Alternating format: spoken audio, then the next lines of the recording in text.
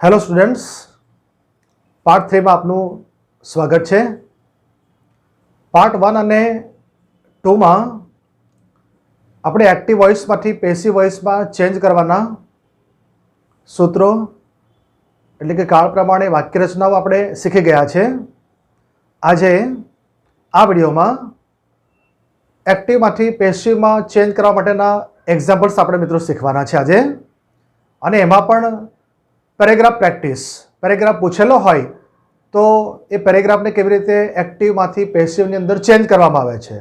મિત્રો આ જે પ્રશ્ન છે એ પ્રશ્ન પરીક્ષાની અંદર ડુ એઝ ડાયરેક્ટેડ નામના પ્રશ્નની અંદર પૂછવામાં આવશે। ને હવે અહીં એક પેરેગ્રાફ છે, અત્યારે તમને સમજાવું છું એ, પણ અહીં મેં જવાબ એનો અલગ અલગ વાક્યને જરા થોડા છૂટા કરીને જવાબ તમને સમજાવવા માટે પ્રયત્ન કરેલો છે।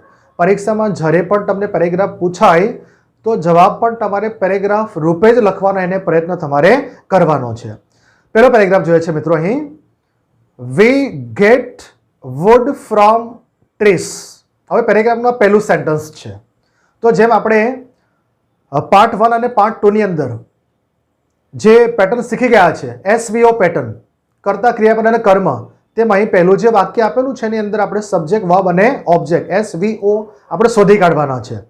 तो जे वाक्य आपेलू छे एनी अंदर वी सब्जेक्ट छे, कर्ता छे, गेट मेळववुं प्राप्त करवुं, तो ए क्रियापद छे। वी गेट आपणे मेळवीए छे, आपणे शुं मेळवीए एवो प्रश्न पूछे तो जवाबमां जे शब्द मळे छे ए कर्म छे, एटले के वुड अहीं कर्म छे। बाकीना फ्रॉम ट्री, ट्रीज ए अन्य शब्दों छे एनी अंदर। तो आ एस वी अने ओ आपणे वाक्यमांथी शोधी काढ्या होय अने ज्यारे आपणे पेसिवमां आने रूपांतर करीए छे तो बेनी जग्याए आपणे चेन्ज करवानी आपणे एवुं शीखी गया छे। एस ने ओ नी जग्या उपर मोकलवानुं छे, ओ ने एस नी जग्या उपर लखवानुं छे। तो एनो मतलब छे के पेसिव वॉइसनी जवाबनी शरूआत आपणे ओ थी करीशुं एनी अंदर। तो वुड पहेला लखाशे, त्यार पछी बीजा क्रमे तमारे जोवानुं छे मित्रों के आनी अंदर जे पण वाक्यो पेरेग्राफनी अंदर आपेला होय अलग अलग काळना होई शके छे। અહીં જે વાક્ય આપેલું છે ગેટ ક્રિયાપદ છે અને એ ક્રિયાપદ છે સાદા વર્તમાન કાળનું ક્રિયાપદ છે। સાદા વર્તમાન કાળનું જ્યારે ક્રિયાપદને અથવા તો વાક્યને જ્યારે આપણે પેસિવની અંદર આપણે રૂપાંતર કરીએ છીએ તો two Bina Rupo M, is અને આરનો ઉપયોગ કરવાનો છે। અહીં વુડ સાથે ઇઝ લખાશે। ત્યાર પછી ગેટનો V3 ગોટ લખાશે। અન્ય શબ્દો આપેલા છે તો એને આપણે તરત ક્રિયાપદ પછી પણ લખી શકીએ, વાક્યના અંતે પણ લખી શકીએ છીએ એની અંદર। તો અહીં ફ્રોમ ટ્રીઝ એને આપણે અગાઉ લઈ લઈશું આની અંદર।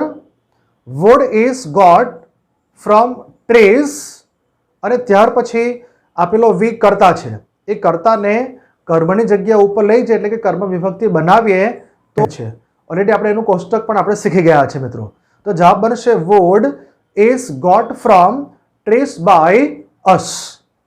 બીજું સેન્ટેન્સ છે trees give shade to birds and animals.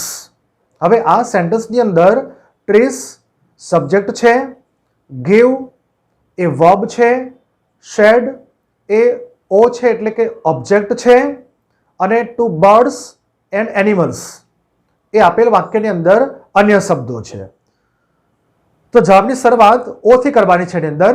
Shade, હવે ગીવ જે વાક્ય આપેલું છે ક્રિયાપદ છે એ ક્રિયાપદ પણ સાદા વર્તમાન કાળનું જ છે અહીં પણ। તો ફરીથી પાછા ટુ બીના રૂપો એમેઝોનનો ઉપયોગ કરવાનો છે। શેડ સાથે એક વચન હોવાના કારણે ટુ બીનું રૂપ ઇઝ લખાશે। શેડ ઇઝ, ગીવનો V3 ગિવન, શેડ ઇઝ ગિવન।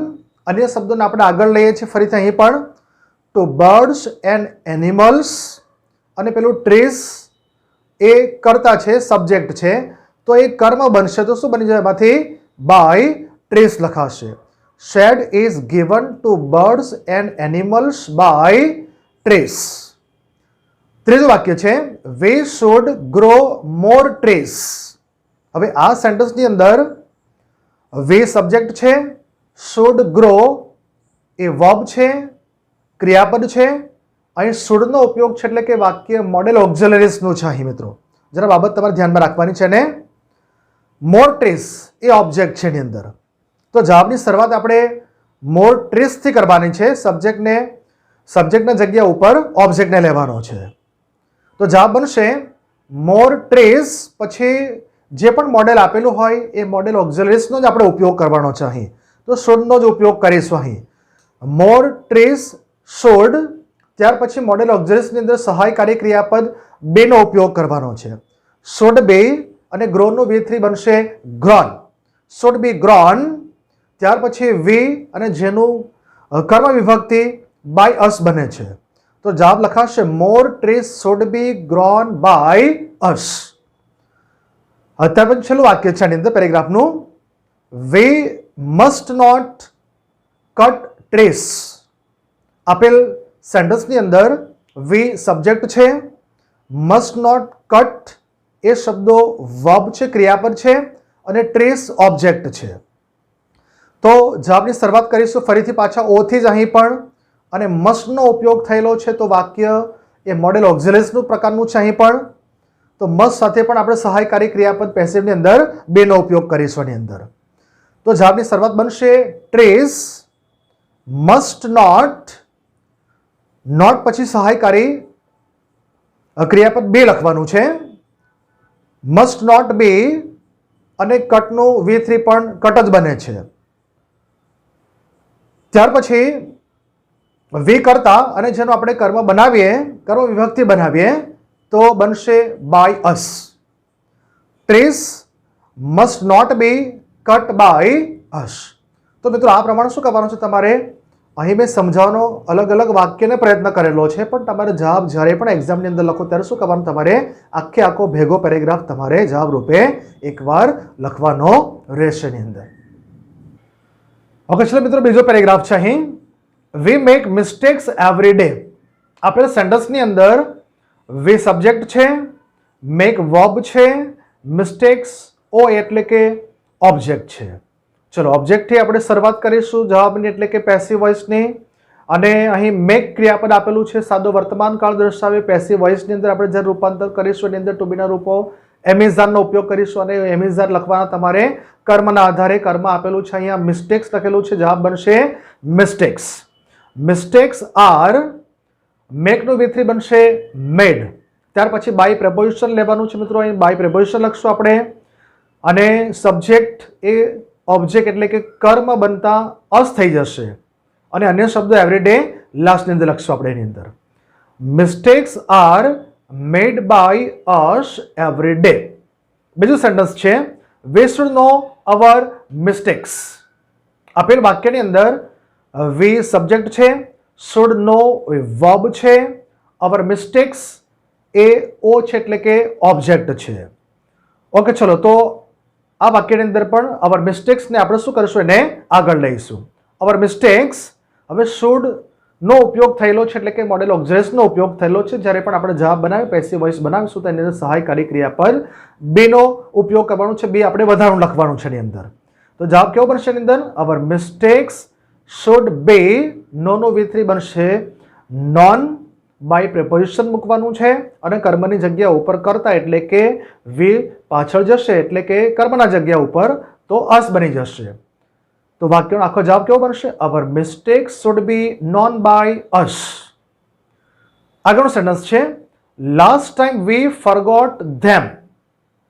હવે અહીં જે વાક્યની શરૂઆતમાં લાસ્ટ ટાઈમ જે શબ્દો આપેલા છે અન્ય શબ્દો છે, કેવી રીતે ઓળખાશે એની અંદર, તો આપણે જોઈ શકીએ કે આપેલ વાક્યની અંદર ફરગોટ એટલે કે ભૂલી જવાની ક્રિયા છે, તો એ વી કરે છે એટલે સબ્જેક્ટ કહેવાય. ફરગોટ ભૂલી જવાની ક્રિયા દર્શક શબ્દ આપેલો એને વર્બ કહેવાશે. ચલો તો શું ભૂલી ગયેલા આપણે પ્રશ્ન પૂછીએ તો ધેમ, અથવા તો કોને ભૂલી ગયેલા તો તેઓને, તેઓને એટલે કે ધેમ, તો એ ઓબ્જેક્ટ છે. એસ વી અને ઓ મળી ગયા છે, બાકીના જેટલા બી વધેલા શબ્દો હોય તો એ અન્ય શબ્દો છે, એક્સ્ટ્રા વર્ડ્સ છે એની અંદર. વાક્યની શરૂઆતમાં આપેલા છે, જવાબમાં આપણે શું કરીશું, આપણે વાક્યની પહેલા જ લખીશું. જો છેલ્લે આપેલા હોય તો એને છેલ્લે લખવાના હોય છે. ચલો જવાબની શરૂઆત લાસ્ટ ટાઈમથી જ કરવાની છે એની અંદર. લાસ્ટ ટાઈમ આપેલું ધેમ ઓબ્જેક્ટને આપણે આગળ લાવીએ તો ધે બની જશે એમાંથી. હવે ફરગોટ એ V2 આપેલું છે, બીજું ક્રિયાપદનું રૂપ આપેલું છે. આપેલ વાક્યનો કાળ છે અહીં સાદો ભૂતકાળ છે અહીં, તો ટુ બીના રૂપો વોઝ અને વરનો આપણે ઉપયોગ કરીશું એમાંથી. લાસ્ટ ટાઈમ ધે વર, ફરગટનું બનશે ફરગટન, V3 શું લખાશે એમાંથી ફરગટન, બાય પ્રેપોઝિશન મૂકવાનું છે, અને અસનું શું કરવાનું છે એમાં પણ વીનું પણ શું કરવાનું છે એમાંથી અસ કરવાનું છે, એટલે એ કર્મ કર્મ વિભક્તિ બની જશે એમાંથી. તો આખો જવાબ બનશે last time they were forgotten by us. અને ત્યાર પછીનું સેન્ટેન્સ છે we must not repeat our mistakes. આપેલ વાક્યની અંદર વી સબ્જેક્ટ છે, મસ્ટ નોટ એ બધા શબ્દો છે વર્બ છે, અવર મિસ્ટેક્સ એ ઓ રહેલું છે. ઓથી આપણે જવાબની શરૂઆત કરવાની છે. મસ્ટ એટલે કે મોડેલ ઓબ્જેક્ટનો ઉપયોગ કરવામાં આવેલો છે અહીં. તો જવાબ કેવો બનશે? અવર મિસ્ટેક્સ મસ્ટ, પછી નોટ આપેલું હોય તો નોટ જ લખવાનું છે. નોટ સહાયકારી ક્રિયાપદ, ત્યાર પછી બી લેવાનું છે અને V3 લેવાનું છે રિપીટનો રિપીટેડ. પ્રેપોઝિશન આવશે એમાંથી બાય લખવાનું છે અને લાસ્ટમાં વીનું શું બની જશે મિત્રો? આગળ આપણે જોઈ જ ગયા છે, અસ લખાશે. એટલે જવાબ બનશે our mistakes must not be repeated by us. ચલો મિત્રો, ત્રીજો પેરેગ્રાફ છે હવે આગળ. Shilpa teaches maths in the secondary section of Shanti Niketan school. મોટું વાક્ય છે મિત્રો, પણ ગમે એટલું મોટું વાક્ય હોય, સબ્જેક્ટ વર્બ અને ઓબ્જેક્ટ આપણે શોધવાનો પ્રયત્ન કરવાનો છે. એની અંદર શિલ્પા વ્યક્તિનું નામ છે, સબ્જેક્ટ હશે એમાંથી, ટીચીસ વર્બ છે. ચલો, ટીચીસ શીખવાડે છે, શીખવે છે. શું શીખવે છે પ્રશ્ન પૂછે આપણે, જવાબની અંદર મળે મેથ્સ. તો એ ઓબ્જેક્ટ કહેવાશે. બાકીના બધા in the secondary section of the Shanti Niketan school એ બધા શું છે? અન્ય શબ્દો છે. શું વડે અથવા તો કોને વડે પ્રશ્ન પૂછવાથી કર્મ મળે, આ પ્રમાણે પ્રશ્ન કરતા રહીશું મિત્રો. તો આની અંદર આપણું કામ એકદમ SVO પેટર્ન પ્રમાણે સહેલું બની જવાનું છે. ઓકે, જવાબની શરૂઆત પણ સારી કરવાની છે આપણે, ઓબ્જેક્ટથી કરવાની છે. એની અંદર આપેલું વાક્ય ટીચીસ અહીં જે ક્રિયાપદ છે દર્શાવે છે કે આપેલું વાક્ય સાદા વર્તમાન કાળની અંદર છે અહીંથી. તો જવાબ શું લખાશે? મેથ્સ. સાદા વર્તમાન કાળમાં ટુ બીના રૂપો એમિઝરમાંથી અહીં ઇઝ લખવાનું છે. મેથ્સ ઇઝ ટીચીસનો V3 બનશે ટોટ. બાય પ્રેપોઝિશન લખવાનું છે. ત્યાર પછી કરતા કર્મની જગ્યા ઉપર જશે. નામ હોય તો બાય શિલ્પા, બાય શિલ્પા જ રહેવાનું છે. અહીં કોઈ બાકીનો ફેરફાર થશે નહીં. બાય શિલ્પા. અને અન્ય શબ્દો છે in the secondary section of Shanti Niketan school. બીજું વાક્ય છે she inspires the students to get good marks in maths. હવે આપેલ વાક્યની અંદર she સબ્જેક્ટ છે, ઇન્સ્પાયર્સ એ ક્રિયાપદ છે જેનો કાળ સાદો વર્તમાન કાળ જ છે. ચલો, ઇન્સ્પાયર કરે છે, પ્રેરણા આપે છે. કોને પ્રેરણા આપે છે પ્રશ્ન પૂછે, જવાબમાં મળે ધ સ્ટુડન્ટ્સ એ કર્મ છે. To get good marks in the maths એ બાકીના અન્ય શબ્દો છે એની અંદર. ઓકે, ચલો, ઓબ્જેક્ટથી આપણે જવાબની શરૂઆત કરવાની છે. ઓને આપણે આગળ લાવવાનું છે, એસને પાછળ લઈ જશું એમાંથી. ધ સ્ટુડન્ટ્સ સાદો વર્તમાન કાળ, ટુ બીના રૂપો ફરીથી આરનો ઉપયોગ કરીશું આમાં પણ. ધ સ્ટુડન્ટ્સ આર ઇન્સ્પાયર્સ જેનું V3 બનશે ઇન્સ્પાયર્ડ. બાય પ્રેપોઝિશન લખવાનું છે. શીનું કર્મ વિભક્તિ બનશે her. The students are inspired by her. અને શબ્દો છેલ્લે આપણે જોડી દઈશું ફરીથી, to get good marks in maths. અને ચોથું એક્ઝામ્પલ છે ધ સ્ટાફ, ચોથું વાક્ય છે the staff appreciate her teaching method. આપેલ વાક્યની અંદર ધ સ્ટાફ એ સબ્જેક્ટ છે, એપ્રિશિએટ એ વર્બ છે. એપ્રિશિએટ અહીં તમે જોઈ શકો છો એટલે સાદો વર્તમાન કાળ દર્શાવે છે. V1 આપેલું છે એટલા માટે. ઓકે, ચલો, એપ્રિશિએટ કરે છે તો સાની એપ્રિશિએટ કરે છે, કોની એપ્રિશિએટ કરે છે? હર ટીચિંગ મેથડ જવાબની અંદર મળે છે. એટલે આખા બધા શબ્દો શું આવશે એમાંથી? હર ટીચિંગ મેથડ. હવે સામાન્ય રીતે જ્યારે ING વાળું કોઈ પ્રકારનું આવું નામ આપેલું હોય, કોઈ ક્રિયાપદ આપેલું હોય, તો વિદ્યાર્થીને સામાન્ય રીતે પ્રશ્ન એવો બની શકે કે ભાઈ ING વાળું છે એટલે કદાચ એ ક્રિયાપદ હોઈ શકે છે. તો આવી સામાન્ય ભૂલ તમારી વિદ્યાર્થીઓ તમે પરીક્ષાની અંદર અથવા તો તમારી પ્રેક્ટિસની અંદર તમે કરતા હોય છે. પણ જો આ પ્રમાણે આપણે પ્રશ્ન પૂછીશું તો જવાબની અંદર જે સાચો શબ્દ મળેલો હોય એ ખરેખર કેવો બનવાનો છે? ઓબ્જેક્ટ અથવા સબ્જેક્ટ ખરેખર મળવાનો છે. ચલો, જવાબની શરૂઆત સાની કરીશું આમાંથી? હર ટીચિંગ મેથડ એ કર્મથી આપણે કરીશું. હર ટીચિંગ મેથડ વર્તમાન કાળ છે એટલે એની સાથે પણ ટુ બીનું રૂપ ઇઝ લખાશે એની અંદર. ઇઝ પછી આવશે એપ્રિશિએટનું V3 બનશે એમાંથી એપ્રિશિએટેડ. અને બાય પ્રેપોઝિશન અને લાસ્ટમાં પેલો સબ્જેક્ટને ઓબ્જેક્ટની જગ્યા ઉપર એટલે કે ધ સ્ટાફ એ છેલ્લે લખવાનું છે. તો આખા વાક્યનો જવાબ બનશે her teaching method is appreciated by the staff. તો મિત્રો, આ પ્રમાણે શું કરવાનું છે? તમારે પેરેગ્રાફ આપેલા હશે. જવાબમાં અહીં મેં તમને અલગ અલગ વાક્યને છૂટા પાડીને તમને સમજાવવા માટે આ મેથડ તમને અપનાવી છે એની અંદર. પણ પરીક્ષામાં તમારે શું કરવાનું છે, જવાબ રૂપે આખો પેરેગ્રાફ ભેગો જ તમારે લખવાનો રહેશે. જ્યાં પહેલું વાક્યનો જવાબ પૂરો થાય ત્યાંથી જ બીજું વાક્ય પણ તમારે એ જ લીટી અથવા તો બીજી લીટી હોઈ શકે કદાચ. તો ત્યાંથી તમારે શું કરવાનું છે, પેરેગ્રાફ લખવાનો છે અને આખો પેરેગ્રાફ એક સળંગ પેરેગ્રાફ રૂપે જવાબ રૂપે તમારે એને લખવાનો છે. ચલો મિત્રો, તો આ પ્રમાણે જરા બધા નિયમ સૂત્રો તૈયાર કરીને તમે વધુ પ્રેક્ટિસ માટે તમે જરા સારી વધારે મહેનત કરી શકો એની અંદર, અને સાથે સાથે પરીક્ષાની તૈયારી માટે પણ તમે ઘણી બધી બાબતો તમે આ પ્રમાણે તૈયારી કરી શકશો મિત્રો આની અંદર.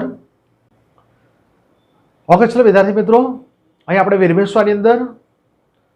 જો કદાચ તમને ફરીથી પાછો વિડીયો જરા ગમ્યો હોય બરાબર, તો લાઈક કરજો અને જરા તમારા મિત્રો સાથે એને શેર પણ કરજો. ચેનલને પણ સબસ્ક્રાઈબ કરજો. નવા વિડીયો ફરીથી પાછા આવતા રહેશે આ પ્રમાણે, તો તમને પહેલાં નોટિફિકેશન મળી જશે એમાંથી, અને તમે જરા એ વેલીની એડવાન્સની અંદર શું કરશો, એને તમે જોઈ શકશો.